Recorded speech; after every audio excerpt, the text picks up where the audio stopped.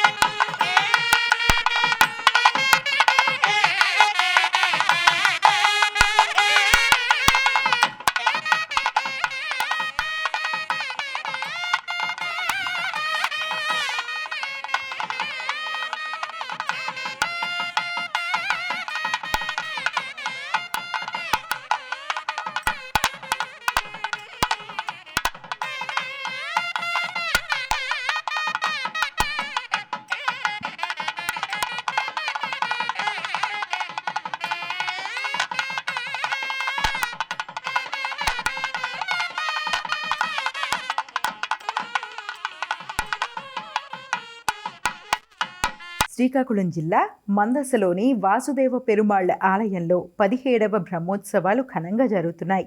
ఉత్సవాల్లో భాగంగా శ్రీ ఆంజనేయ స్వామి వారిని సుగంధ ద్రవ్యాలు పంచామృతాలతో అభిషేకించారు. అనంతరం స్వామివారిని సర్వాంగ సుందరంగా అలంకరించారు.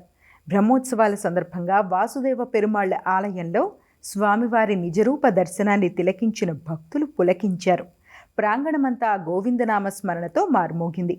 మందస పరిసర ప్రాంతాలతో పాటు ఇచ్ఛాపురం, సోంపేట, కవిటి, పలాస నుంచి వచ్చిన భక్తులు స్వామివార్లను దర్శించుకున్నారు.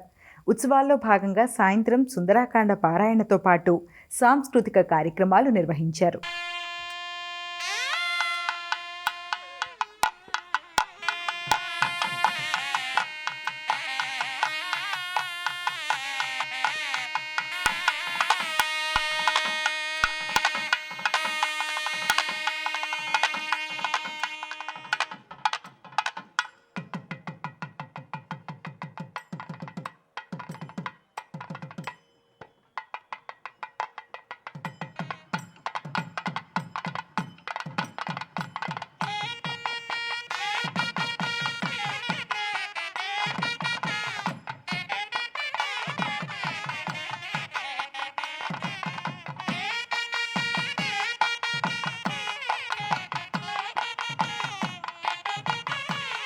కోనసీమ తిరుమలగా పేరొందిన వాడపల్లిలోని శ్రీదేవి భూదేవి సమేత శ్రీ వెంకటేశ్వర స్వామి ఆలయానికి అధిక సంఖ్యలో భక్తులు పోటెత్తారు.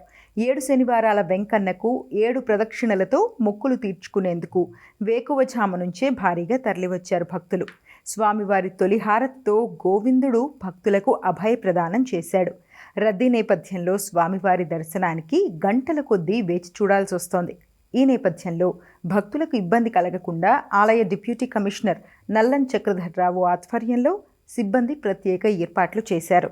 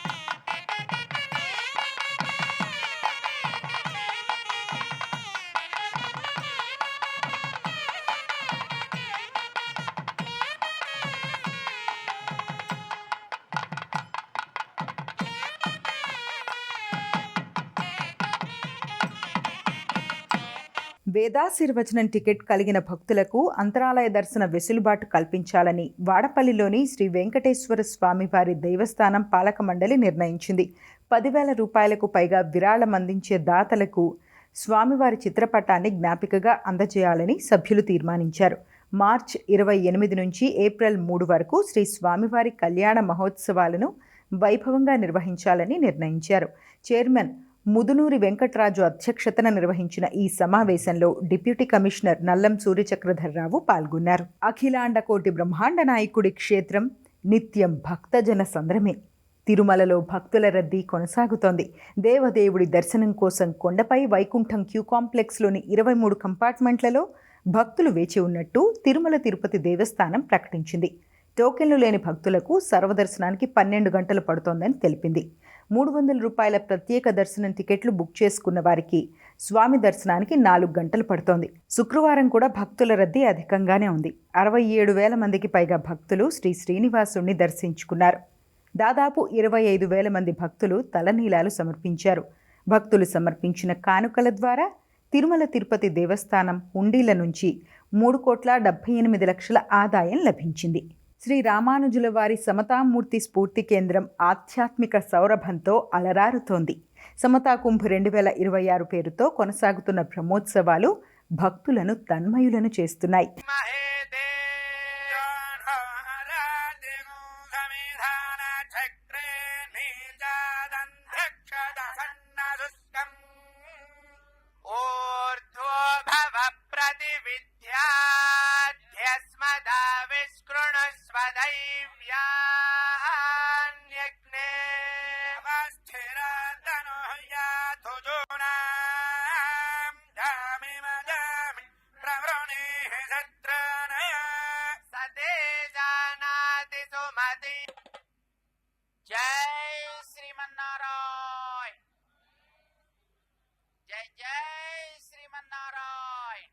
भगवान को भी साथ लेंगे अंदर तो उसमें दिव्यत्व भी होता है.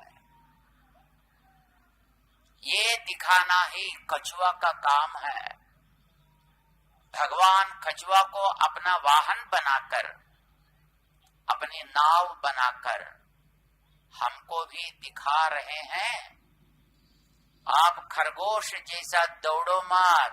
రండి రండి రామ బంటులా, రండి రండి రామ దండులా, రామ రామ నీ పవన పుత్రుడిలా రామనామమే ఆలపించగా. రండి రండి రామ బంటులా, రండి రండి రామ దండులా, రామ రామ నీ పవన పుత్రుడిలా రామనామమే ఆలపించగా. అందరి వాడయ్య అయోధ్య రాముడు ఆరాధ్య దేవుడయ్యా, మన అందరి వాడయ్య మన రాముడు మందిరానికి వస్తున్నాడయ్యా. అందరి వాడయ్య మన బాలరాముడు కదలి వచ్చినాడయ్యా. అందరి రామయ్య అందాల రామయ్య కొలువు తీరినాడయ్యా. ఆనందాలు నిండగా సంబరాలు చేయగా, అంబరాన్ని అండగా సంతసాల పండుగ. శ్రీరామ రామ రామ రామ జయ రామ. శ్రీశైల క్షేత్రంలో ఆదివారం మహాశివరాత్రి బ్రహ్మోత్సవాలు ప్రారంభం కానున్నాయి. ఈ ఏడాది ఈ క్షేత్రానికి దాదాపు 15 లక్షల మంది భక్తులు రావచ్చని అధికారులు అంచనా వేస్తున్నారు. ఈ నెల 12వ తేదీ సాయంత్రం 7 గంటల వరకు మాత్రమే శివమాలధారులకు శ్రీ మల్లికార్జున స్వామివారి స్పర్శ దర్శనాన్ని విడతల వారీగా ఏర్పాటు చేశారు. మరుసటి రోజు నుంచి భక్తులందరినీ శ్రీ స్వామివారి అలంకార దర్శనానికి మాత్రమే అనుమతిస్తారు. మహాశివరాత్రి బ్రహ్మోత్సవాల నేపథ్యంలో భక్తులకు అవసరమైన ఏర్పాట్లు చేశారు. వాహనాలను నిలిపేందుకు నిలుపుదల స్థలాలను సిద్ధం చేశారు. మంచినీరు, మరుగుదొడ్లు, విద్యుత్ దీపాలు తదితర సౌకర్యాలు కల్పించారు. 13 నుంచి 16 వరకు భక్తులకు ఉచితంగా లడ్డూ ప్రసాదాన్ని అందజేస్తారు. ఓం నమః శివాయ. శ్రీ మాత్రే నమః. శ్రీశైలం శ్రీ బ్రహ్మరాంబ మల్లికార్జున స్వామి దేవస్థానం నందు మహాశివరాత్రి బ్రహ్మోత్సవాలు 8వ తేదీ నుండి 18వ తేదీ వరకు అంగరంగ వైభవంగా జరగనున్నాయి. 8వ తారీఖు నుండి 12వ తారీఖు వరకు 5 రోజుల పాటు ఇరుముడి కలిగిన శివస్వాములకు మాత్రమే ఉచితంగా స్పర్శ దర్శనం ఏర్పాటు చేయడం జరిగింది. శివస్వాములకు ప్రత్యేక ఏర్పాట్లు చేశాము. చంద్రావతి కళ్యాణ మండపం నుండి వారిని ప్రత్యేక క్యూ లైన్ ద్వారా దర్శనానికి అనుమతిస్తాం. 15వ తేదీ వరకు కాలినడకన వచ్చే భక్తులకు అనుమతి ఉంది. మార్గ మధ్యలో భక్తులకు ప్రత్యేక ఏర్పాట్లు ఇప్పటికే పూర్తి చేశాం. ఫిబ్రవరి 12న రాష్ట్ర ప్రభుత్వం తరపున స్వామివారికి పట్టు వస్త్రాల సమర్పణ కార్యక్రమం ఉంటుంది. ఫిబ్రవరి 15న మహాశివరాత్రి సందర్భంగా బాగా అలంకరణ కార్యక్రమం, లింగోద్భవం, కళ్యాణోత్సవం, రథోత్సవం, తెప్పోత్సవం ఘనంగా నిర్వహించేందుకు అవసరమైన అన్ని ఏర్పాట్లను ఇప్పటికే పూర్తి చేశాం. శ్రీశైలంలో ఆదివారం నుంచి 18 వరకు జరగనున్న మహాశివరాత్రి బ్రహ్మోత్సవాలకు హాజరు కావాల్సిందిగా ముఖ్యమంత్రి చంద్రబాబును ఆహ్వానించారు. శ్రీశైలం ఎమ్మెల్యే బుడ్డా రాజశేఖర్ రెడ్డి, ఆలయ బోర్డు చైర్మన్ రమేష్ నాయుడు, ధర్మకర్తల మండలి సభ్యులు, అధికారులు అమరావతిలోని సీఎం క్యాంప్ కార్యాలయంలో ముఖ్యమంత్రిని కలిశారు. ఈ సందర్భంగా వారు సీఎం చంద్రబాబుకు బ్రహ్మోత్సవాల ఆహ్వాన పత్రికతో పాటు స్వామివారి చిత్రపటంతో పాటు తీర్థప్రసాదాలను అందజేశారు. అనంతరం ఆలయ పండితులు వేద మంత్రాలతో ఆశీర్వచనం అందించారు. బ్రహ్మోత్సవాల ఏర్పాట్లను ఎమ్మెల్యే, ఆలయ బోర్డు సభ్యులు ముఖ్యమంత్రికి వివరించారు. శ్రీకాళహస్తీశ్వర ఆలయంలో మహాశివరాత్రి వార్షిక బ్రహ్మోత్సవాల నిర్వహణపై దేవాదాయ శాఖ మంత్రి ఆనం రామనారాయణ రెడ్డి సమీక్షించారు. ముక్కంటికి ప్రభుత్వం తరపున ఫిబ్రవరి 14న పట్టు వస్త్రాల సమర్పణ చేయాల్సి ఉందని, ఇందుకు ముఖ్యమంత్రిని ఆహ్వానించామని మంత్రి తెలిపారు. ఎమ్మెల్యే బొజ్జల సుధీర్ రెడ్డి, దేవాదాయ శాఖ ప్రిన్సిపల్ కార్యదర్శి Hari Jawaharlal, collector Venkateshwar, trust board chairman కొట్టే సాయి ప్రసాద్, ఈవో బాపిరెడ్డి పాల్గొన్నారు. ఈ సందర్భంగా దేవాదాయ శాఖ మంత్రి ఆనం రామనారాయణ రెడ్డి మాట్లాడుతూ రాష్ట్ర వ్యాప్తంగా 608 కోట్ల వ్యయంతో 495 ఆలయాల పునర్నిర్మాణానికి చర్యలు చేపట్టినట్టు తెలిపారు. శ్రీకాళహస్తిలో శ్రీకాళహస్తీశ్వర స్వామి యొక్క బ్రహ్మోత్సవాలని అద్భుతంగా చేయడానికి రాష్ట్ర ప్రభుత్వ అధికార యంత్రాంగం అంతా కదలి వచ్చి మహాశివరాత్రి పర్వదినాన్ని గొప్పగా నిర్వహించాలి అనేటువంటి ఆలోచన ఈ రాష్ట్ర ప్రభుత్వానిది. ఆగమ శాస్త్రాలకు అనుగుణంగా హిందూ ధర్మ సనాతన ఆచారాలకు అనుగుణంగా శివరాత్రి ఉత్సవాలను నిర్వహించడంలో పెద్ద ఎత్తున అన్ని ఆలయాల్లో కూడా ఈ కార్యక్రమాలు నిర్వహిస్తూ ఉన్నాం. 2 రకాల దర్శనాలే, 200, 500 ఇవి రెండే టికెటింగ్ పెట్టింది. మిగతా అంతా కూడా ఫ్రీ దర్శనం. అనంతపురం జిల్లా గుత్తి నుంచి శివస్వాములు శ్రీశైల క్షేత్రానికి పాదయాత్రగా బయలుదేరారు. 41 రోజుల పాటు ఉపవాస దీక్షతో శివమాలను ధరించిన వీరంతా తొలుత పట్టణంలోని శ్రీ వెంకటేశ్వర స్వామివారి ఆలయంలో పూజలు చేశారు. అనంతరం శివలింగానికి పంచామృతాభిషేకము, రుద్రాభిషేకము నిర్వహించారు. అనంతరం ఇరుముడి పూజ నిర్వహించారు. లోక కళ్యాణాన్ని కాంక్షిస్తూ ఈ యాత్ర చేపట్టినట్టు గురుస్వామి తెలిపారు.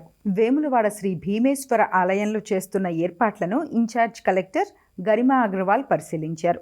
మహాశివరాత్రి జాతర సమయంలో భక్తులకు సాఫీగా దర్శనమయ్యేలా చూడాలని ఆదేశించారు.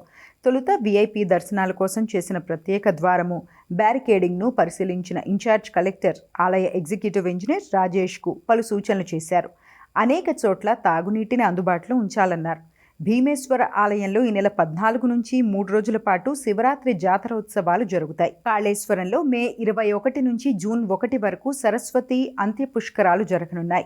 ఈ నేపథ్యంలో దేవాదాయ శాఖ ప్రిన్సిపల్ సెక్రటరీ శైలజా రామయ్యర్ పలు శాఖల అధికారులతో సమీక్షించారు. తొలుత అంత్య పుష్కరాల ప్రతిపాదిత పనులను క్షేత్రస్థాయిలో పరిశీలించారు. కాళేశ్వరంలోని శ్రీ కాళేశ్వర ముక్తీశ్వర స్వామివారిని దర్శించుకుని ప్రత్యేక పూజలు నిర్వహించారు. ఆలయ కార్యనిర్వహణ అధికారి కార్యాలయంలో ధార్మిక సలహాదారు గోవిందహరి, కలెక్టర్ రాహుల్ శర్మ, ఎస్పీ సంకీర్త్ అధికారులతో సమీక్షా సమావేశం నిర్వహించారు. పుష్కరాల కోసం చేపట్టిన పనులను మే తొలి వారంలోగా పూర్తి చేయాలని ఆదేశించారు. బాపట్ల జిల్లా చీరాల రామమందిరం వీధిలో రుద్రహోమం ప్రారంభమైంది. తొలుత అర్చక స్వాములు, వేద పండితులు విఘ్నేశ్వరుడికి విశేష పూజలు చేశారు. అనంతరం రుద్రహోమానికి శ్రీకారం చుట్టారు. అగ్నిస్థాపన, శ్రీ రుద్రహోమం, మృత్యుంజయ శ్రీ సాంబ సదాశివ స్వామివారికి భస్మాభిషేకము, విశేష అభిషేకాలు నిర్వహించారు. భక్తులు పెద్ద సంఖ్యలో తరలివచ్చి ఈ వేడుకను తిలకించారు. జగద్గురు శ్రీ ఆది శంకరాచార్య గోవిందాశ్రిత చారిటబుల్ ఎన్జిఓ ఫౌండేషన్ ఆధ్వర్యంలో ఈ కార్యక్రమం ఆదివారం వరకు జరగనుంది.